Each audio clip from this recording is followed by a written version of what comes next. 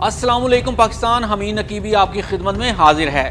کیا کبھی آپ نے ایسا کھیل دیکھا ہے جس میں ایک ہاتھ ہتھیار چلاتا ہے اور دوسرا ہاتھ خاموشی سے بستی اجاڑتا ہے؟ دنیا کی توجہ ایران اسرائیل جنگ پر تھی۔ جب دنیا کی نظریں تہران، تل ابیب اور میزائلوں پر تھی، اسی دوران اسرائیل غزہ کو مٹا رہا تھا۔ ایران اور اسرائیل کی جنگ دراصل ایک پردہ تھی جس کے پیچھے اسرائیل نے سب سے بڑا جرم کر دیا، لیکن کوئی دیکھ نہیں رہا تھا۔ میڈیا چپ تھا، اقوام متحدہ غائب تھی اور انسانیت لاپتہ۔ آج ہم آپ کو بتائیں گے وہ تمام سچ جو آپ سے چھپایا گیا۔ ان 2 ہفتوں میں غزہ میں کیا ہوا اور دنیا کیوں خاموش رہی؟ کیا ایران اسرائیل جنگ صرف غزہ سے توجہ ہٹانے کا پردہ تھی؟ 12 سے 26 جون تک غزہ میں کیا کچھ تباہ کر دیا گیا؟ اسرائیل نے کیا ڈرامہ رچایا؟ کیا واقعی غزہ کو قطر یا UAE کے سپرد کرنے کی خفیہ ڈیل ہو چکی ہے؟ تو آئیے دیکھتے ہیں۔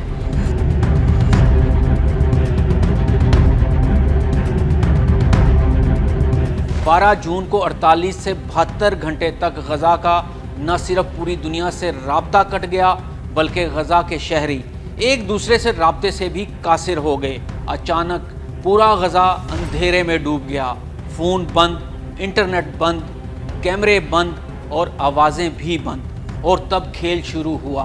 امدادی کیمپوں میں فائرنگ کی گئی، وہاں جہاں صرف روٹی لینے والے لوگ تھے۔ ایک دن میں 70 لاشیں، اگلے دن 29 لاشیں، پھر 38 لاشیں، پھر 16 لاشیں، سب کے سب بھوکے تھے۔ ظلم کی انتہا کر دی گئی۔ بچے اور بزرگ صرف ایک روٹی کے لیے جان سے گئے، اور جو زندہ بچ گئے وہ بھوک سے مرنے لگے۔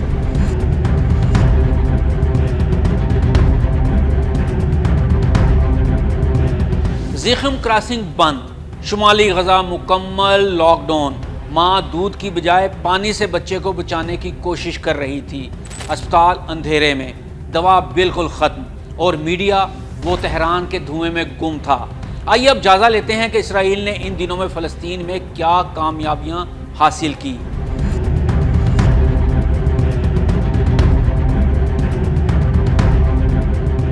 خزہ اور دیر البلاء میں اسرائیلی کارروائیوں سے پورا قصبہ مکمل تباہ ہو گیا۔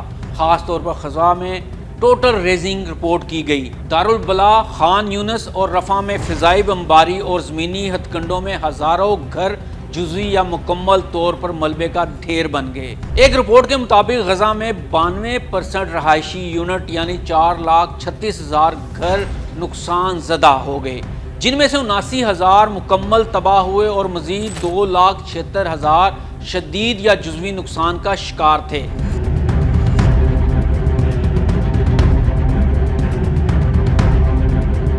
اگر بات کی جائے ویسٹ بینک کی تو یہ بھی جان لیں کہ جنین کیمپ میں آپریشن کے دوران تقریباً 180 گھر مکمل تباہ یا قبضہ کر لیا گیا۔ تل کارم اور نابلس میں مزید کئی درجن عمارتیں منہدم یا اسرائیلی فوجیوں نے قبضہ میں لے لیں۔ اوچا کی رپورٹ کے مطابق 10 سے 16 جون کے دوران ویسٹ بینک میں 13 گھر اور 28 ڈھانچے منہدم ہوئے، جس میں 72 افراد بے گھر ہوئے۔ اس طرح اگر بات کی جائے ویسٹ بینک کی تو یہاں بھی مظالم کے پہاڑ توڑ دیے گئے۔ 16 جون سے شروع ہونے والے آپریشن کے دوران جنین کیمپ میں 180 گھروں کو مسمار کیا گیا یا قبضہ کیا گیا۔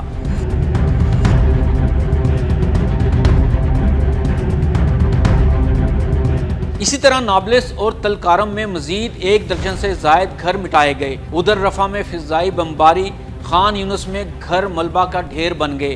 ویسٹ بینک میں نوجوانوں کو راتوں رات اٹھایا جا رہا تھا اور اقوام متحدہ اجلاس کی فائلوں میں مصروف تھا۔ اب خبریں ہیں کہ غزہ کو نئے ہاتھوں میں دینے کی بات ہو رہی ہے۔ قطر، UAE، نئی انتظامیہ، کیا فلسطین کا مقدر اب بھی نیلام ہوگا؟ کیا یہ سب اسرائیل کی جنگ کے پردے میں کیا گیا ہے؟ کیا اسرائیل نے موقع کا فائدہ اٹھا کر غزہ کو مٹا دیا اور ہم سب دیکھتے رہے؟ یہ صرف بمباری نہیں تھی، یہ انسانیت کو دفن کرنے کی منصوبہ بندی تھی۔ اب سوال صرف اتنا ہے، کیا آپ خاموش رہیں گے یا یہ سچ دوسروں تک پہنچائیں گے؟ حمید نقیبی کو اجازت دیجیے۔